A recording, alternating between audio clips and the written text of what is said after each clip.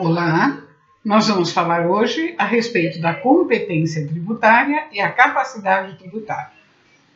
Em que pese as nomenclaturas serem semelhantes, os institutos diferem totalmente um do outro.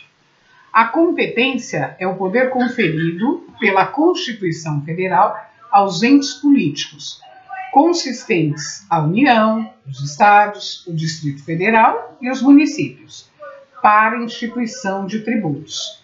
Então, na verdade, a competência é o poder que foi conferido aos entes federados para poderem instituir o tributo e legislar a respeito dele.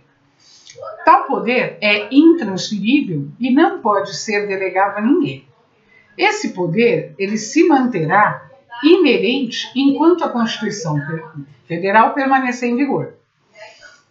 A competência tributária, ela diz respeito a instituir e legislar sobre o tributo.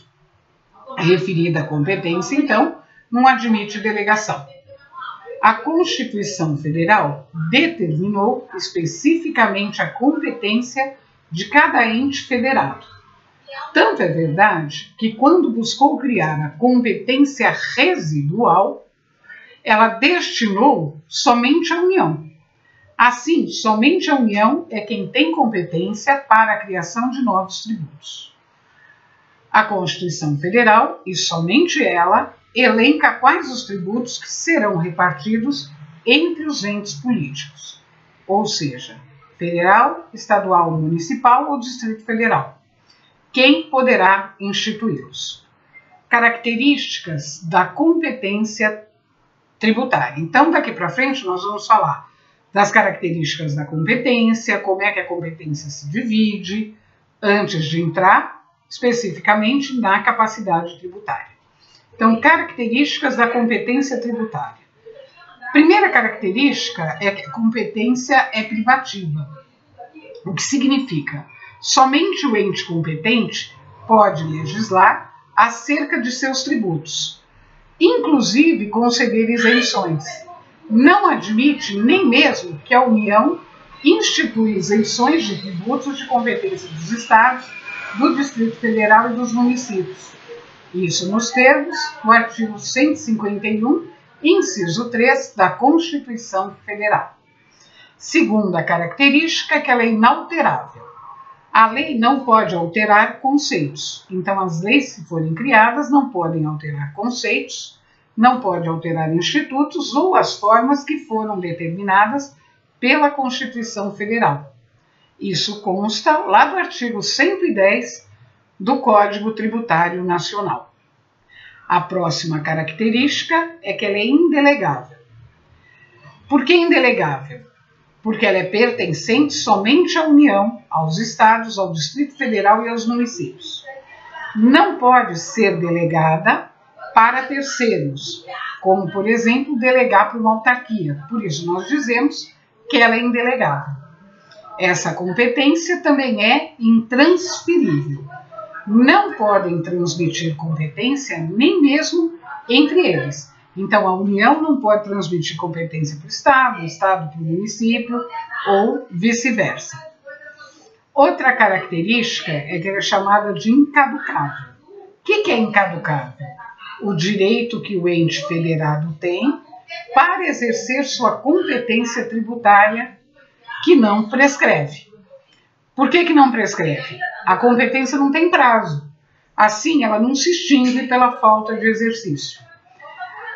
Não se pode olvidar, por exemplo, o Imposto sobre Grandes Fortunas, o ISGF.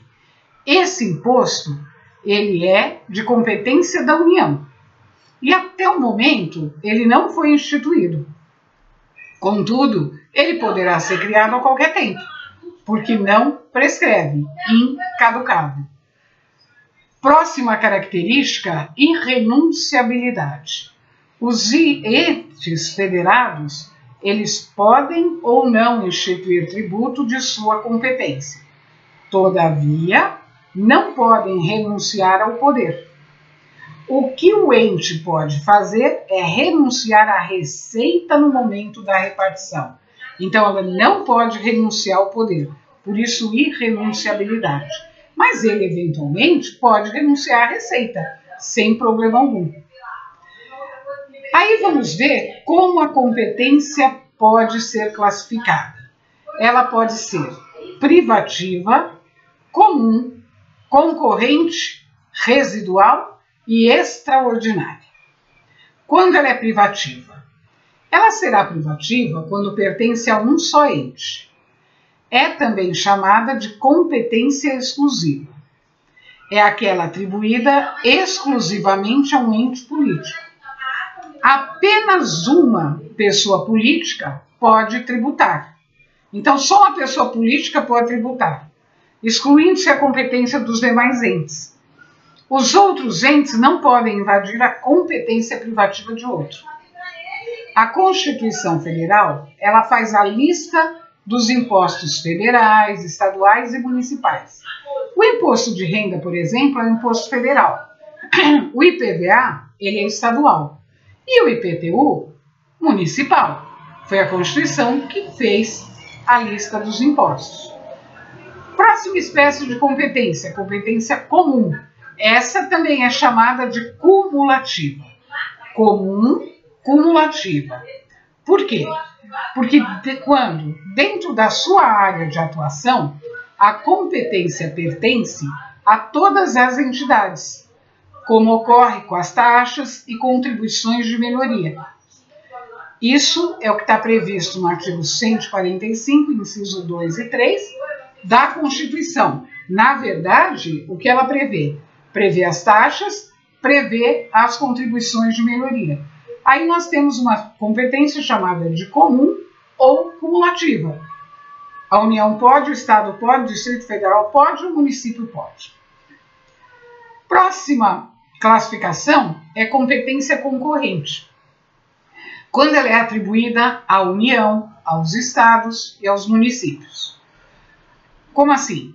A Constituição confere competência concorrente e atribui à União, aos Estados, ao Distrito Federal, aos municípios, legislar sobre os mesmos tributos. A própria Constituição admite que, inexistindo lei federal sobre normas gerais, os estados podem exercer a competência legislativa plena. Então, quem vai, eventualmente, elaborar a lei sobre normas gerais é a União. Se a União não elaborar, os estados podem exercer a competência plena e elaborar essas leis. Entretanto, a Constituição também determina que, se ocorrer superveniência de lei federal sobre normas gerais e houver conflito com a lei estadual, esta terá sua eficácia suspensa. Então, na verdade, o Estado pode, se a União não legislar. Só que se a União depois decide legislar, a lei estadual fica com eficácia suspensa se for controvertida a lei anterior, se for controvertida a lei elaborada pela União. Isso também nós temos determinado no parágrafo 3º e 4º do artigo 24 da Constituição Federal. Uma outra espécie de competência é a competência residual. Essa é a faculdade dada à União de criar outros impostos que não existiam, desde que por lei complementar, e que também não sejam cumulativos, e que não tenham o mesmo fato gerador. Então, todas as vezes que a União for criar um imposto residual, só a União pode criar, pela Constituição. Mas a Constituição diz para ela, olha, tem alguns requisitos. O primeiro deles tem que ser lei complementar. Por que a lei complementar? Para ter aprovação por maioria absoluta, para não ser aprovada de qualquer jeito. Eles não podem ser cumulativos e não pode ter o mesmo fato gerador. Competência residual para União. A outra competência é chamada de extraordinária. Competência extraordinária. A União, ela invade a competência dos demais entes federados para instituir, por exemplo, o imposto de guerra. porque é da competência dela, o imposto de guerra. Como assim? Esses impostos, eles podem ser criados realmente somente pela União, em caso de guerra. Só que esse imposto, ele poderá ser criado, primeiro, por lei ordinária, não precisa lei complementar. Segundo, pode ter, por fato gerador, qualquer fato gerador, que venha coincidir, inclusive, com outro fato gerador já existente. Então, é excepcional esse tipo de imposto, e ele é suprimido gradativamente, como nós já vimos anteriormente. Então, gradativamente, terminado o problema da guerra, ingressando em tempo de paz, o imposto de guerra vai sendo gradativamente suprimido. A Constituição não me fala nada, mas vamos lembrar que o Código Tributário diz que terá um máximo de 5 anos para que ele seja totalmente suprimido. Aí, no tocante ao exercício, como é que é a competência tributária? No tocante ao exercício, então, como a competência pode ser exercida? Ela é exercida por lei. Então, via de regra, por lei ordinária do ente competente. Afinal, a lei ordinária é um instrumento normativo básico para veicular normas tributárias. Mormente, as situações previstas no artigo 97 do Código Tributário Nacional. Excepcionalmente, esta competência será exercida por lei complementar. Quando é exercida por lei complementar? Quando se tratar, por exemplo, de empréstimo compulsório, de imposto de competência residual, as contribuições sociais previstas no artigo 195 da Constituição Federal, as situações descritas nos artigos 146 e 146A da Constituição Federal, e algumas contribuições sociais que nem na Constituição estão previstas. Então, nós vemos que nesses casos eu terei obrigatoriamente, é excepcional porque não é para tudo, mas obrigatoriamente tem que ser lei complementar. Vale relembrar, principalmente para quem vai prestar exame da OAB, que essas matérias que são objeto de lei complementar não podem ser revogadas por qualquer outra lei que não seja a lei complementar.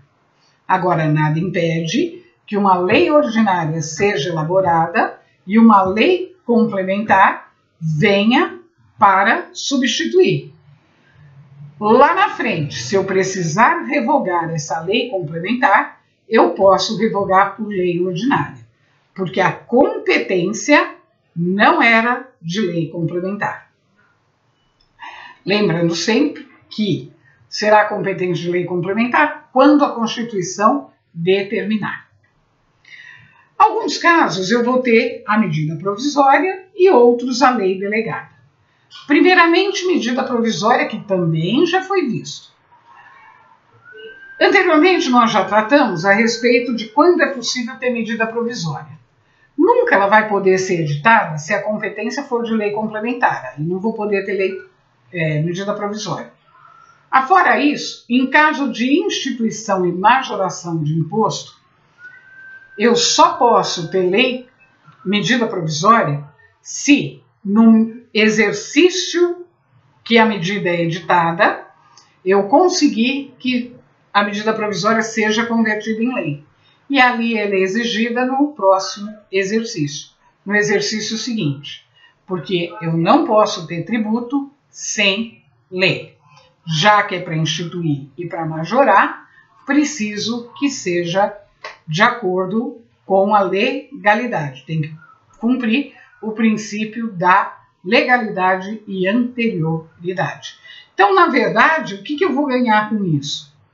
Vou ganhar de não ter que aguardar 90 dias, como geralmente eu aguardaria caso tivesse a lei publicada no final do ano, que é o prazo 90º, que é a noventena, que é o que vocês viram na parte da vigência da lei tributária.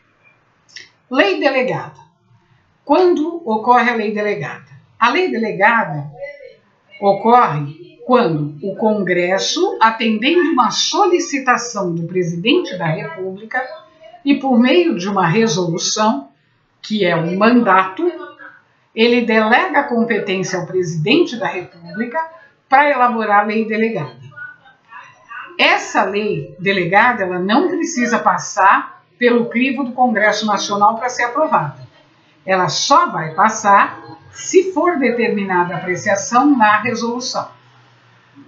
Todavia, se a resolução determinar que tem que passar pelo Congresso, se essa lei delegada passar pelo Congresso, ele não pode emendar. Então, a lei vai passar da maneira que está, ou então será rejeitada. Não pode, eventualmente, ser emendada. Não é admitido qualquer emenda. A elaboração de lei delegada, ela está prevista no artigo 68 da Constituição Federal. Apesar de ela estar prevista na Constituição, dificilmente ela ainda será utilizada, face à instituição da medida provisória pela Constituição Federal de 88. Cabe lembrar que leis delegadas eu só tive 13 ao longo da vida. 11 em 1962 e 2 em 1992. De 92 eu não tive mais nenhuma, até porque eu tenho a medida provisória. E para que o presidente pedia poderes para elaborar a lei delegada? Porque não existia medida provisória e ele tinha uma situação de urgência. E aí, afora a questão da competência, cabe também ressaltar que não poderá tratar a lei delegada de lei quando for lei complementar. Então, não posso, independente de qualquer coisa, eu não posso tratar por lei delegada o que é objeto de lei complementar. Da mesma maneira que eu não posso na medida provisória, eu também não posso na lei delegada. Aí, conflito de competência tributária. Eu posso ter conflito de competência tributária e quando se fala em conflito, o que eu lembro? Falei em conflito de competência tributária, eu lembro de duas coisas. Ou bitributação ou bis in idem. Primeiro deles, bitributação, que é aquele que ocorre quando dois entes federativos exigem de um mesmo contribuinte dois tributos baseados no mesmo fato gerador. Então, são dois entes que exigem de um mesmo contribuinte dois tributos que são baseados no mesmo fato gerador. Mesmo aí é só o contribuinte, mesmo aqui é só o fato gerador.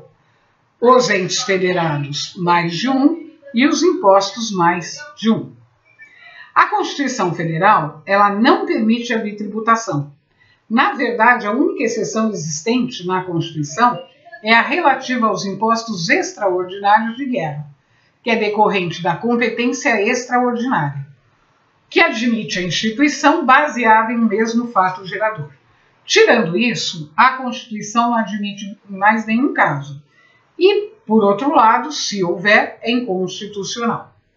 Cada ente federativo ele vai ter o seu próprio poder e responsabilidade sobre fatos geradores diferentes. Se houver a bitributação, algum deles está indevidamente cobrando também um tributo em competência de outro. Outra questão que também é possível existir e quando houver impostos internacionais. Então vamos supor o seguinte: uma pessoa ofere renda na Turquia e traz para o Brasil para aplicar esse dinheiro. Nesse caso, ele paga a tributação lá e paga a tributação aqui. Por quê? Porque aqui ele vai pagar imposto de renda e lá certamente também pagou um imposto em função de ter auferido a renda lá. Nesse caso, o Brasil, para evitar a bitributação, tal é a Constituição não permitir a bitributação, que o Brasil celebrou vários tratados internacionais com vários países, no tocante a imposto de renda, para evitar bitributação. Se nós fôssemos conjecturar muito, nós poderíamos encontrar aí uma situaçãozinha que eu podia cair numa bitributação sem ser esses dois casos tratados já.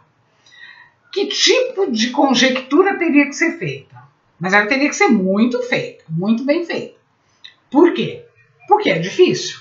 Mas, por exemplo, se existir um imóvel que ele estivesse localizado em uma área que não se chega a uma definição se a área é urbana ou a área rural, o contribuinte acabasse sendo cobrado tanto pela União quanto pelo município. Eis que a União lhe cobraria o ITR e o município lhe cobraria o IPTU. Nesse caso, eu até poderia ter bitributação e seria inconstitucional. E o bis in idem? O nome já fala, bis in idem. Bis in idem nada mais é do que um princípio jurídico, que significa bis, repetição, in idem, sobre o mesmo. Então, eu vou repetir sobre o mesmo. Quando ocorre o bis in idem? Quando o mesmo ente político pretende tributar duas vezes a mesma atuação. Então, o mesmo ente tributa duas vezes a mesma atuação. É aí que nós dizemos que existe o bis in idem. Eu vou repetir sobre o mesmo. Então, o mesmo ente federativo foi quem cobrou os dois tributos e que foram baseados no mesmo fato gerador. Pela Constituição Federal, inexiste vedação ao bis in idem. Todavia, há uma vedação genérica. Haja vista que a Constituição impede a União, em sua competência residual, de criar novo tributo com o mesmo fato gerador. Parte da doutrina também entende que existe previsão na Constituição, no inciso 22 do artigo 5º da Constituição, bem como no artigo 150, inciso 4 da Constituição, que veda o confisco. E o que fala o 5º inciso 22? O artigo 5º inciso 22 me fala a respeito da propriedade. E o 154 me fala sobre vedação ao confisco. Boa parte da doutrina acredita que o bis in idem é uma presunção absoluta de confisco. Todavia, o STF não entende dessa forma, não como presunção absoluta. Por fim, ficou faltando a capacidade tributária. A capacidade tributária, ela refere-se à cobrança, à arrecadação e fiscalização de determinado tributo. A capacidade tributária, ela é recebida por delegação, fazendo com que o ente passe a ser o sujeito ativo da relação tributária. Essa capacidade tributária é a capacidade tributária ativa. Ela pode ser delegada a pessoas jurídicas de direito público. Entretanto, a delegação pode ser revogada por ato unilateral da autoridade que delegou a capacidade. Isso é o que nós verificamos no artigo 7º do Código Tributário Nacional. Afora isso, a capacidade tributária também envolve a fiscalização e a cobrança, e ela pode ainda ser delegada a uma autarquia, como, por exemplo, o INSS, para que este fiscalize a arrecadação, mas não para legislar. Como foi delegada a capacidade, ele pode cobrar, ele pode arrecadar, o que ele não pode? Legislar a respeito, porque a competência é dos entes federativos. Na capacidade tributária ativa, há, pela pessoa jurídica que recebeu a delegação, a arrecadação do próprio tributo, o qual ingressa nessa qualidade no caixa da pessoa jurídica. Então, competência decorre da Constituição e é só para a União, para o Estado, para o Distrito Federal e os municípios, inclusive legislarem a respeito e exigir tributo. A capacidade tributária, ela pode ser delegada a uma pessoa jurídica, como também pode ser delegada a uma autarquia. Mas esses não poderão legislar a respeito. Eles podem arrecadar, eles podem fiscalizar, eles só não podem legislar. Era isso que nós tínhamos para ver hoje em relação à competência tributária e à capacidade tributária. Até um próximo encontro.